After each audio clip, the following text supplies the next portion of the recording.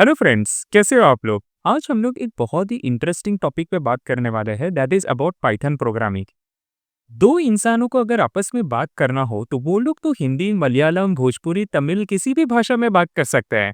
पर जब बात कंप्यूटर्स की आती है तो उनसे बात करना थोड़ा सा डिफिकल्ट हो जाता है। क्या हमें प्रोग्रामिंग लैंग्वेज की मदद लेनी पड़ती है? प्रोग्रामिंग लैंग्वेजेस की बात करें तो अगर आप विकिपीडिया पे जाओगे तो आपको एक बहुत लंबी लिस्ट देखने को मिलने वाली है। बट हम आज बात करने वाले हैं एक्सक्लूसिवली दुनिया की most used programming language Python के बारे में, जिसने कई सालों से नंबर वन पर मुकाम बनाए रखा है। अब पाइथन इतनी अच्छी लैंग्वेज क्यों है? क्योंकि ये बहुत ही वर्सेटाइल है। मतलब अगर आपको वेबसाइट डेवलपमेंट करनी है, या फिर अगर आपको मोबाइल ऐप्स डेवलप करना है, या फिर डेटा साइंस करना है, या फिर एआई या मशीन लर्निंग का कोई आपको एल्गोरिदम बनाना है, या फिर आपको गेम डेवलपमेंट करना है, या फिर अगर आपको आईओटी बेस्ड कोई प्रोजेक्ट बनाना है, मतलब इलेक्ट्रॉनिक कोई प्रोजेक्ट बनाना है, या फिर आपको साइबर सिक्योरिटी करना है, तो ये सारी चीज़ों के अंदर आपको पाइथन मदद करने वाला है। अब और क्या-क्या बेनिफिट्स है इस पाइथन लैंग्वेज के? तो सबसे पहला बेनिफिट आप देखोगे कि ये बहुत ही simple and easy to learn language है, मतलब आपके लिए बहुत आसान रहने वाला है। सेकंड जो है, ये एक इंटरप्रेटेड लैंग्वेज है। अब ये कंपाइल्ड और इंटरप्रेटेड लैंग्वेज क्या होता है, इसके बारे में मैं ज़्यादा डिटेल में नहीं बात करूँगा। आप यहाँ पर आई बटन प्रेस करके इसकी एक पूरी डिटेल वीडियो आप देख सकते हैं। थर्ड, ये एक ऑब्जेक्ट ओरिएंटेड प्रोग्रामिंग लैंग्वेज है। अब डेटा टाइप्स क्या होता है ये भी हम थोड़ी देर में समझेंगे, बट पाइथन में आप अपने खुद के डेटा टाइप्स और उसके वेरिएबल्स आप बना सकते हैं। फोर्थ, ये एक ओपन सोर्स लैंग्वेज है। ओपन सोर्स होने की वजह से इसके कई सारे लाइब्रेरीज और पैकेजेस मार्केट में अवेलेबल है, जिसको आप इंस्टॉल करके अपनी लाइफ और भी ज़्यादा ईजी कर सकते हैं। नेक्स्ट, ये एक क्रॉस प्लेटफॉर्म है। मतलब अगर आपने विंडोज़ लैपटॉप पे कोई एक एप्लीकेशन बनाया है, तो आप उसको मैक, लिनक्स या किसी भी ऑपरेटिंग सिस्टम पे उसको ऑपरेट कर सकते हैं। अब इसको अगर आपको कोई दूसरे सिस्टम के साथ इंटीग्रेट करना है तो वो भी आप बहुत आसानी से कर सकते हैं। तो ये सारे बेनिफिट्स हैं पाइथन प्रोग्रामिंग के। अब हम लोग बात करते हैं कि ये प्रोग्रामिंग कब आई थी, कैसे आई थी। तो ये गोविडोविन रोसन नाम के साहब थे जिन्होंने 1991 के अंदर इस प्रोग्रामिंग लैंग्वेज का फर्स्ट वर्जन रिलीज किया था। अब पाइथन नाम सुन के ऐसा लगता है कि ये शायद किसी सांप के ऊपर नाम रखा गया होगा, बट हकीकत में ऐसा नहीं है। ये इनके एक बहुत ही favourite show that is Monty's python flying circus, इस शो के ऊपर इसका नाम रखा गया है। 2006 के अंदर ये डेवलपर गोइडो बेन रोसन को ईसीएन की तरफ से डिस्टिंग्विश्ड इंजीनियर नाम का एक अवार्ड से भी नवाजा गया है। अब पाइथन इतना फेमस हो चुका है कि इसके ही मदद से कई सारी नई प्रोग्रामिंग लैंग्वेजेस भी इंस्पायर हो रही है, जैसे गो लैंग्वेज है, ग्रूबी है, रूबी है, स्विफ्ट है, कॉटली है। ये सारे लैंग्वेजेस पाइथन से ही इंस्पायर्ड है। अब पाइथन जो है ये बहुत सारे अलग अलग लैंग्वेजेस के साथ इजीली इंटीग्रेट हो पाता है, इसीलिए इसको ग्लू लैंग्वेज भी कहा जाता है। तो ये थी एक शॉर्ट हिस्ट्री पाइथन प्रोग्रामिंग की। चलिए अब समझते हैं कि इस लैंग्वेज को इंस्टॉल कैसे करना है। सो अगर आपको पाइथन इंस्टॉल करना है तो आप python.org वेबसाइट के ऊपर जा सकते हैं, और यहाँ पर अगर आप डाउनलोड सेक्शन में जाओगे तो यहाँ पे आपको एक लेटेस्ट वर्जन का डाउनलोड दिख रहा होगा। मुझे अभी करंटली 3.13 दिख रहा है, माइट भी आपको फ्यूचर में 3.14, 3.15 समथिंग कुछ दिखे। तो ये जस्ट आपको यहाँ पे क्लिक करना है और आपका ये पाइथन यहाँ पे डाउनलोड हो चुका होगा। इसको यहाँ पे आपको ओपन करना है, और ओपन करने के बाद ये दो चेकबॉक्स को आपको टिक करना बहुत ज़रूरी है। ये दोनों को भी टिक करना है, और यहाँ पे आपको क्लिक करना है इंस्टॉल नाउ। ये इंस्टॉलेशन यहाँ पे स्टार्ट हो जाएगा, इसको थोड़ा सा वक्त लगेगा, इंस्टॉल होने दीजिए। सब यहाँ पे पाइथन सक्सेसफुली इंस्टॉल हो चुका है। मैं हूँ वीएस कोड के अंदर, और वीएस कोड में जाकर के मैं एक नई फाइल ओपन कर देता हूँ। यहाँ पे सिलेक्ट लैंग्वेज जो आ रहा है, यहाँ पे मैं पाइथन लैंग्वेज सिलेक्ट कर लेता हूँ। और यहाँ पे सबसे पहला मेरा, यहाँ पे मुझे पूछ रहा है कि आपको पाइथन के रिलेटेड कुछ इंपॉर्टेंट एक्सटेंशंस इंस्टॉल करने हैं क्या। तो सिंपली मैं इंस्टॉल पे क्लिक कर देता हूँ, और यहाँ पे जितने भी एक्सटेंशंस इंपॉर्टेंट है वो सारे इंस्टॉल हो चुके होंगे। तो मैं यहाँ पे डायरेक्टली कोड करना स्टार्ट कर देता हूँ जब तक वो इंस्टॉलेशंस चल रहा है। एक हेलो वर्ल्ड का प्रोग्राम ट्राई करते हैं हम लोग। ऑफ कोर्स हम लोग पाइथन की मदद से बड़े-बड़े वेबसाइट्स, एप्लीकेशंस बना सकते हैं, बट जो कहते हैं कि journey of 1000 miles begins with a single step. तो सबसे पहले हम लोग एक हेलो वर्ल्ड का एप्लीकेशन बना लेते हैं यहाँ पे। तो मैं अगर करूँ यहाँ पे प्रिंट, और प्रिंट के अंदर मैं हेलो वर्ल्ड प्रिंट करना चाहता हूँ। हेलो वर्ल्ड जो है ये एक सेंटेंस है, एक वर्ड है। जब भी आपको एक वर्ड या सेंटेंस लिखना है तो हमेशा उसको सिंगल कोट्स या तो फिर डबल कोट्स के अंदर लिखा जाता है। तो यहाँ पे मैं डबल कोट्स डाल देता हूँ, और इधर मैं लिख देता हूँ हेलो वर्ल्ड। यस। तो ये हेलो वर्ल्ड मैंने यहाँ पे लिख दिया है, और मैं इसका आउटपुट चेक करना चाहता हूँ अभी इसका आउटपुट कैसे मिलेगा। तो मैं इसको सबसे पहले सेव कर लेता हूँ। सेव करने के लिए मैं कहाँ पे कर सकता हूँ, कहीं पे भी चलेगा। मैं डेस्कटॉप पे चला जाता हूँ, एंड डेस्कटॉप पे जा कर के मैं इसको नाम दे देता हूँ हेलो। और आगे डॉट टी वाई लगाना यहाँ पे कंपलसरी है। तो एक्सटेंशन जो होता है फाइल ने यहाँ पे डॉट टी वाई होने वाला है। तो ये डॉट पी वाई दे करके मैं इसको सेव कर देता हूँ और यहाँ पे अगर देखोगे डॉट पी वाई नाम की फाइल यहाँ पर आ चुकी है। तो अब डायरेक्टली यहाँ पे भी ओपन इन टर्मिनल कर सकते हैं। तो आपको ये पाथ डायरेक्टली डेस्कटॉप का मिल जाएगा और आप यहाँ पे इस कोड को रन कर सकते हैं। अब रन करना कैसे है, तो सबसे पहले हम लोग पाइथन भाई साहब को बुलाएंगे कि पाइथन भाई साहब यहाँ आ जाओ और मुझे एक कोड रन करना है जो मैंने हेलो डॉट पी वाई के नाम से सेव किया हुआ है। यस, एंटर जैसे ही आप मारोगे तो यहाँ पर मुझे हेलो वर्ल्ड देखने मिल रहा है। मतलब ग्रेट यार, हम लोगों का फर्स्ट कोड यहाँ पे हेलो वर्ल्ड एग्जीक्यूट हो चुका है। तो हम लोग वापस जाते हैं कोड में और क्योंकि मेरे ये एक्सटेंशंस जो पीएस कोड में मैं इंस्टॉल कर रहा था वो कंप्लीट हो चुके हैं, तो मुझे यहाँ पे डायरेक्टली प्ले का बटन दिख रहा है। तो चलिए देखते हैं इससे क्या होता है।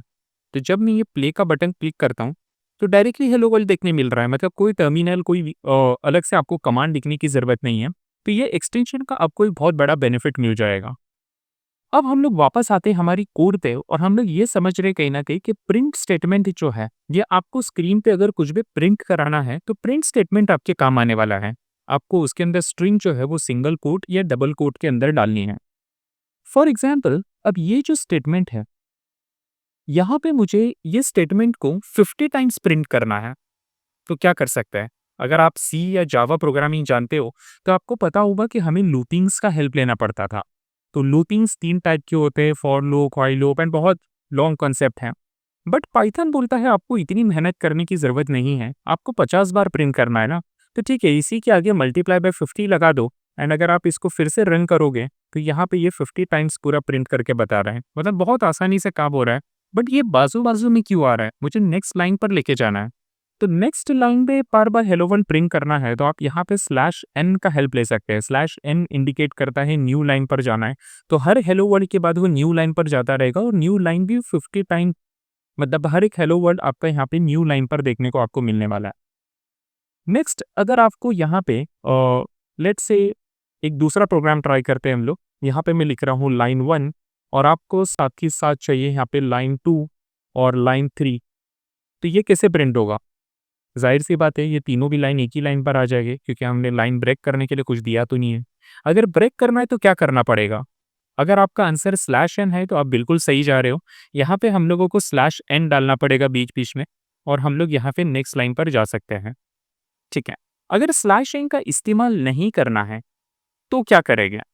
तो आसान तरीका ये है कि हम लोग यहाँ पे ये तीनों को अलग-अलग लाइन्स पे, मतलब कि अलग-अलग प्रिंट स्टेटमेंट में लिख सकते हैं। तब भी अगर आप इसका आउटपुट चेक करोगे तो हमें अलग-अलग लाइन पे इसका आउटपुट देखने मिलेगा। अब मुझे करना कुछ ऐसा है कि ये तीनों प्रिंट अलग-अलग लाइन पर ही लिखना है, बट मैं चाहता हूँ उसका आउटपुट एक ही लाइन पर आए। मतलब समझ रहे हो आप, वाइस वर्सा केस हम लोग सोच रहे हैं कि अलग 3 प्रिंट स्टेटमेंट है, बट आउटपुट एक ही लाइन पर आना चाहिए। तो क्या कर सकते हैं? उसके लिए प्रिंट के अंदर एक कॉमा करके एंड पैरामीटर डाला जाता है। Comma end is equal to, जिसके अंदर जब आप नहीं लिखते हो एंड तो बाय डिफॉल्ट पाइथन खुद से स्लैश एंड डाल देता है। मतलब ये प्रिंट होने के बाद नेक्स्ट लाइन पर जाना है। लेकिन अगर मैं एक्सप्लिसिटली यहाँ पे एंड पैरामीटर लिखूँ और यहाँ पे मैं सितारे डालते चले जाऊँ तो देखते हैं क्या चमत्कार यहाँ पे देखने को मिलेगा। तो अब यहाँ पे ये न्यू लाइन पर नहीं जाते हुए आप देख सकते हो कि वो हर प्रिंट के बीच-बीच में स्टार डालता चले जा रहा है। मुझे स्टार नहीं चाहिए यार, मुझे सिर्फ़ एक स्पेस चाहिए। तो ठीक है, एक स्पेस डाल देते हैं। तो आप यहाँ पे देख सकते हो कि अब ये स्टार की जगह पे सिर्फ़ सिंपली एक स्पेस को यहाँ पे ऐड करने वाला है। तो एंड पैरामीटर डिसाइड करता है कि लाइन खत्म होने के बाद आपको क्या करना है। स्टार चाहिए, स्पेस चाहिए, कितने स्पेस चाहिए, ये सब आप एंड पैरामीटर से स्पेसिफ़ाई कर सकते हो। और अगर आप एंड पैरामीटर नहीं डालते हो, तो क्या होगा? बताइए। नहीं डालते हो तो ज़ाहिर-सी बात है वो खुद से वहाँ पे एंड पैरामीटर डाल के उसमें स्लैश एन डाल देगा और फिर हर प्रिंट को वो नेक्स्ट लाइन पे प्रिंट करता चला जाएगा। तो ये प्रिंट स्टेटमेंट की यहाँ पे कहानी है। प्रिंट के अलावा मैं आप लोगों को और एक चीज़ बता देता हूँ अबाउट कमेंट्स। अगर आपको यहाँ पे ये लाइन 2, लाइन 3 तो कमेंट कर देना है, नहीं एग्ज़ीक्यूट कराना है। तो आप यहाँ पे सिंपली उसके आगे एक हैश डाल सकते हो। हैश डालने से ये लाइन कमेंट हो जाती है। मतलब ये लाइन आपके कोड में तो है बट पाइथन इसको बिल्कुल रीड नहीं करेगा, पूरी तरीके से इग्नोर कर देगा और इसका आउटपुट आपको देखने नहीं मिलेगा। सिर्फ लाइन 1 आ रहा है यहाँ पे, लाइन 2, लाइन 3 पूरी तरीके से अट चुकी है।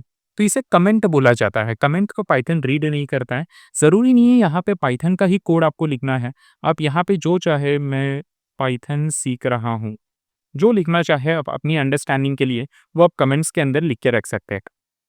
अब नेक्स्ट चीज़ हम लोग समझते हैं कि यहाँ पे मुझे प्रिंट करना है हेलो, और हेलो के बाद मुझे अपना नाम प्रिंट करना है, हेलो साकिब भट्टे। सॉर्टेड है सब कुछ, ईज़ी प्रोग्राम है। बट मुझे कुछ ऐसा करना है, ये साकिब भट्टे जो है ये एक अलग वेरिएबल से आना चाहिए। अभी वेरिएबल्स क्या होते हैं? जैसे मैथ्स में आपने वेरिएबल बनाया होगा, let a is equal to 10, let b is equal to 20। वैसे आप प्रोग्रामिंग में भी वेरिएबल्स बना सकते हैं। तो मैं यहाँ पे लिख लेता हूँ name is equal to Saqib Bhatte, ऐसा मैंने ले लिया यहाँ पे। अब यहाँ पे मुझे हेलो के बाद इस नेम को प्रिंट करना है, तो कैसे करेंगे? तो यहाँ पे मैं हेलो के आगे अगर ऐसा नेम लिखूँ तो चलेगा? देखते हैं एक बार ट्राई करके। नहीं, ये तो हेलो नेम लिख कर आ रहा है, मुझे हेलो साकिब भट्टे चाहिए था। तो ज़ाहिर-सी बात है ये नेम लिख कर के काम नहीं होगा। मुझे ये नेम को कुछ अलग तरीके से लिखना पड़ेगा। तो मैं इसको डबल कोट्स के बाहर लिख लेता हूँ, और डबल कोट्स के बाहर लिखने पे ये थोड़ा-सा कन्फ्यूज़ हो जाएगा कि यहाँ पे चल क्या रहा है। एक स्ट्रिंग लिखी हो आपने, उसके बाजू में नेम लिखी हो, क्या चल रहा है? तो भैया चल ये रहा है कि ये दोनों को मुझे ऐड करना है। 2 स्ट्रिंग हैं, दोनों को ऐड करना है। इसको टेक्निकल भाषा में कॉनकैटिनेट बोला जाता है। मुझे 2 स्ट्रिंग्स को आपस में कॉनकैटिनेट करना है। अब देखते हैं आउटपुट क्या आता है। तो यस, परफेक्ट आउटपुट आ रहा है, हेलो साकिब भट्टे। हाँ, ये कुछ ज़्यादा चिपक गया है यहाँ पे, तो मैं एक छोटा-सा स्पेस ज़रूर ऐड कर दूँगा यहाँ पे, और फिर से एक बार रन करके देखते हैं। तो ये हेलो साकिब भट्टे विद प्रॉपर स्पेसेस प्रिंट हो रहा है। तो जब भी आपको 2 स्ट्रिंग आपस में जोड़ना है, तो आप प्लस लगा के 2 स्ट्रिंग्स आपस में जोड़ सकते हैं।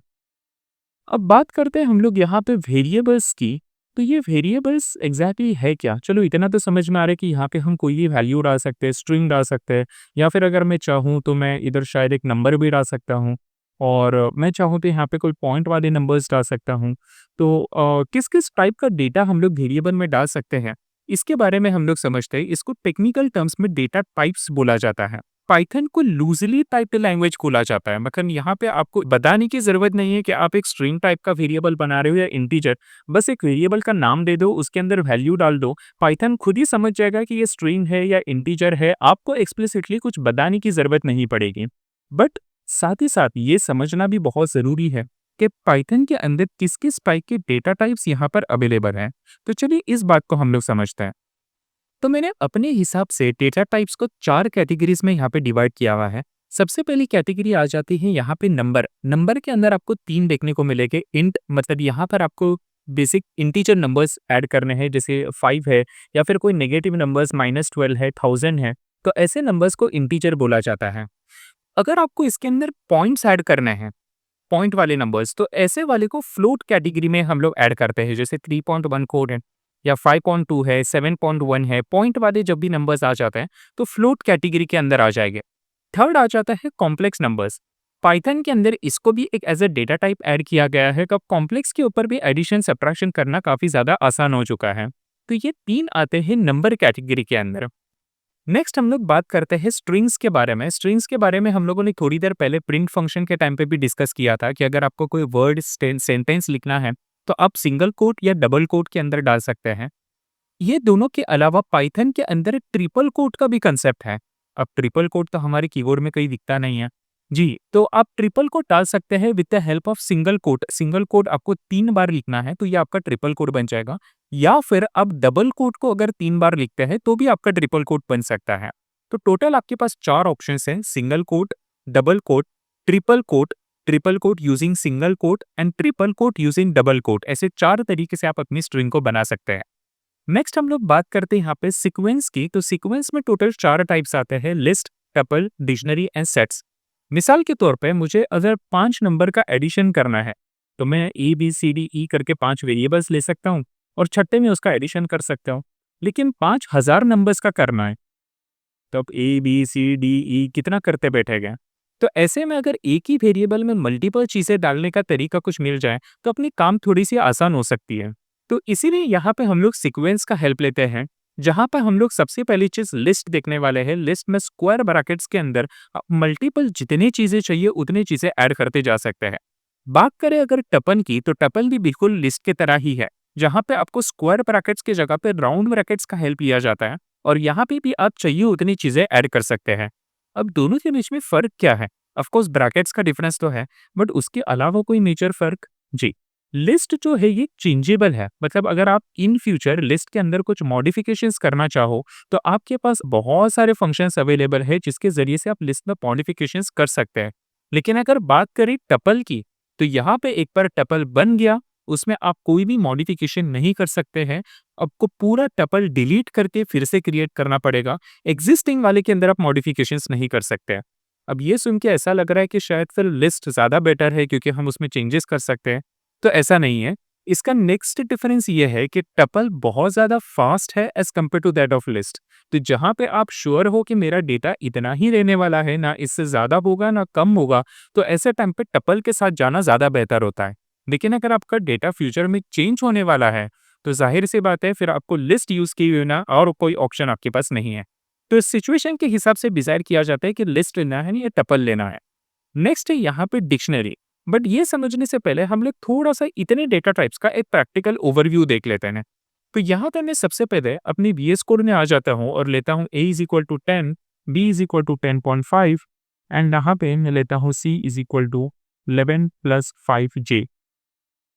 अब मैं यहाँ पे तीनों को प्रिंट कर लेता हूँ, प्रिंट a, b, c। अब देखते हैं इसका आउटपुट क्या आता है। तो यहाँ पे आप देख सकते हैं ये तीनों वैल्यूज प्रिंट हो रही है।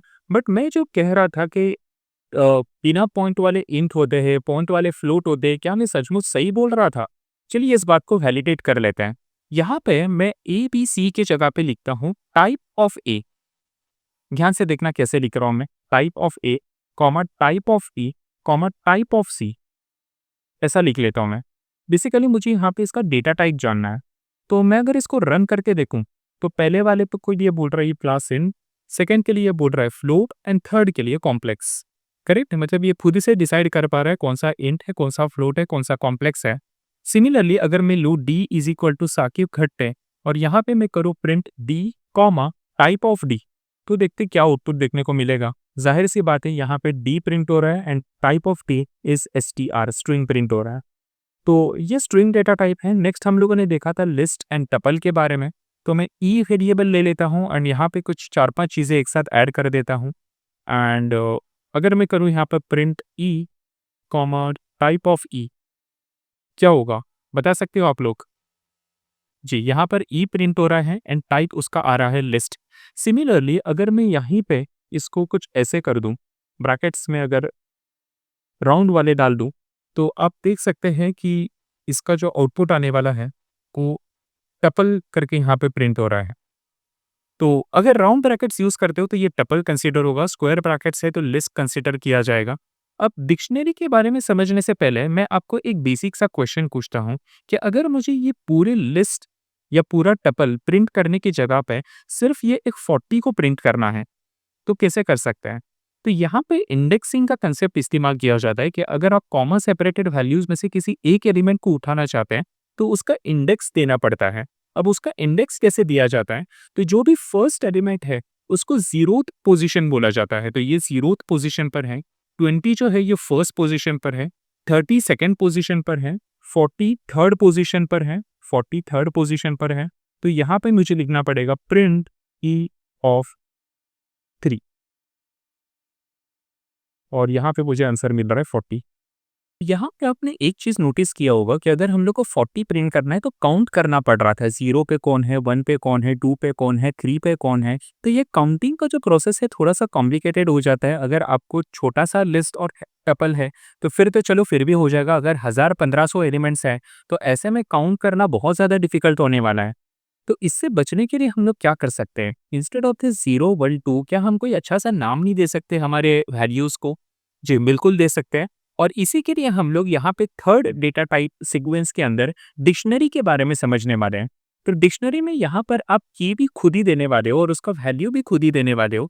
इंस्टेड ऑफ यहाँ पे स्क्वायर ब्रैकेट्स या राउंड ब्रैकेट्स, आपको कर्ली ब्रैकेट्स का यहाँ पे इस्तेमाल करना पड़ेगा।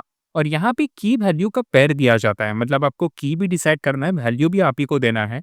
तो यहाँ पे 0, 1, 2 में आपको खेलने की ज़रूरत नहीं है। चलो प्रैक्टिकली इस बात को समझते हैं। तो यहाँ पे मैं एक डिक्शनरी बना देता हूँ और डिक्शनरी के अंदर मैं यहाँ पे कुछ एलिमेंट्स ले लेता हूँ। नेम यहाँ पे मैं ले रहा हूँ साकिब गट्टे एंड कॉमा करके मैं देता हूँ यहाँ पे कंपनी। कंपनी में मैं ले लेता हूँ हर्ट्स ऑफ टेक्नोलॉजीज़ और उसके अलावा मैं यहाँ पे और एजुकेशन ले लेता हूँ। एजुकेशन के अंदर मैं यहाँ पे ले लेता हूँ एनी एंड एलएलडी। तो ये मैंने 3 एलिमेंट्स के साथ मैंने एक डिक्शनरी बनाया है और मुझे यहाँ पे ये पूरी डिक्शनरी को प्रिंट करना है, तो ज़ाहिर-सी बात है मैं डायरेक्टली एफ एंड अगर टाइप ऑफ एफ डालूँ तो देखते हैं क्या बताता है। तो यहाँ पे मुझे पूरी डिक्शनरी प्लस क्लास डिक करके यहाँ पे बता रहा है, बट मुझे सिर्फ यहाँ पे कंपनी पता करनी है। तो 0, 1, 2 क्या डालना चाहिए मुझे? ऐसा कुछ भी करने की ज़रूरत नहीं है। डायरेक्टली आप एफ ऑफ कंपनी करके यहाँ पे डाल सकते हैं। तो मैं यहाँ पे अगर चेक करूँ तो यहाँ पे कंपनी डायरेक्टली प्रिंट हो पा रहा है। तो 0, 1, 2 में खेलने का हमारा काम यहाँ पे आसान हो चुका है और डायरेक्टली आप इंडेक्स का नाम दे करके आप वैल्यू को प्रिंट करा सकते हैं। तो ये था डिक्शनरी का कंसेप्ट। सेट्स के बारे में तो आपने बहुत बार पढ़ा होगा, स्कूल डेज में भी, कॉलेज डेज के अंदर भी, कि सेट्स जो है यहाँ पे रिपीटेड वैल्यूज़ को एक्सेप्ट नहीं करता है, यूनिक वैल्यूज़ होती है। उसके अलावा यहाँ पे आप यूनियन, इंटरसेक्शन जैसे कुछ ऑपरेशंस भी परफॉर्म कर सकते हैं। तो चलिए इसको भी हम लोग प्रैक्टिकली देख लेते हैं। और सेट्स के लिए अगेन आपको जो है कर्ली ब्रैकेट्स का इस्तेमाल करना पड़ेगा। तो मैं यहाँ पे लेता हूँ 10, 20, 30, 40 और सेट्स के लिए बोला जाता है रिपीटेड वैल्यूज़ नहीं लेता है। अगर मैंने ले लिया तो क्या होगा? चलिए ट्राई करके देख लेते हैं। ट्राई करने में क्या जाता है? तो मैं यहाँ पे print G comma type of G कर लेता हूँ और देखते हैं क्या आउटपुट मिलता है हमें। रन करते हैं इसको और मुझे जो आउटपुट आ रहा है क्लास सेट आया है और जो डेटा दिख रहा है यहाँ पे सिर्फ 10, 20, 30, 40 4 एलिमेंट्स देखने को मिल रहे हैं। बाकी जितने भी रिपीटेड वैल्यूज थे सब के सब गायब हो चुके हैं। तो ये सेट का बेनिफिट है कि अगर आपके पास की बड़ा डेटा सेट है जिसमें आपको डर है, रिपीटेड वैल्यूज है, तो आप उसको सेट में कन्वर्ट करा सकते हो ताकि रिपीटेड वैल्यूज ऑटोमेटिकली सब गायब हो जाएगी। ये सेट का बेनिफिट है। अब बात करते हैं हम लोग लास्ट डेटा टाइप की, दैट इज बूलियन। बेचारा एक गरीब सा सीधा साधा डेटा टाइप है जिसमें आप सिर्फ 2 ही वैल्यू स्टोर कर सकते हो, या तो ट्रू या तो फॉल्स। क्या बारिश हो रही है, आप हो रही है या नहीं हो रही है। तो सिर्फ ट्रू और फॉल्स के अंदर ये डेटा स्टोर करता है। ऐसा कहा जाता है कि ये आपके सिस्टम के अंदर सिर्फ 1 बिट की मेमोरी लेता है, मतलब बहुत छोटी सी मेमोरी लेता है और उसी में आपका काम हो जाता है। तो अगर आपको सिर्फ हाँ ना वाले आंसर्स अगर स्टोर करने हैं वेरिएबल में, तो आप बूलियन डेटा टाइप की मदद लेकर के कर सकते हैं। तो ये थी पूरी डेटा टाइप्स की कहानी। सो दोस्तों, उम्मीद करता हूँ कि आप पाइथन का आपको ये डेमो लेक्चर बहुत पसंद आया होगा। अगर आपके कुछ भी सजेशंस है या क्वेरीज है तो आप कमेंट्स में मुझे ज़रूर पूछ सकते हैं। और आप कमेंट्स में मुझे ये भी बताइए कि अगला वीडियो मुझे किस टॉपिक पर बनाना चाहिए। अगर आप पाइथन को पूरा डिटेल में सीखना चाहते हैं तो बने रहिए हमारे साथ। हम बहुत ही जल्द कुछ ऑनलाइन कोर्सेज की लॉन्च करने वाले हैं। और अगर आपको कोई पर्सनल ट्रेनर चाहिए पाइथन सीखने के लिए तो आप ऊपर हमारे ये फ़ोन नंबर पर कॉन्टैक्ट कर सकते हैं और आप हमारे पाइथन या जावा या डेटा साइंस के कोई भी कोर्स के अंदर आप चाहो तो एनरोल कर सकते हैं। या फिर अगर आप एक स्टूडेंट है, engineering, BSc IT, BCA student है, या फिर अब अगर आप एक जॉब सीकर है तो भी आप हमारे इस नंबर पे कॉन्टैक्ट करके आप अपने स्किल्स को अपग्रेड कर सकते हैं। तो बने रहिए हमारे साथ, देखते रहिए hearts of YouTube channel. Thank you.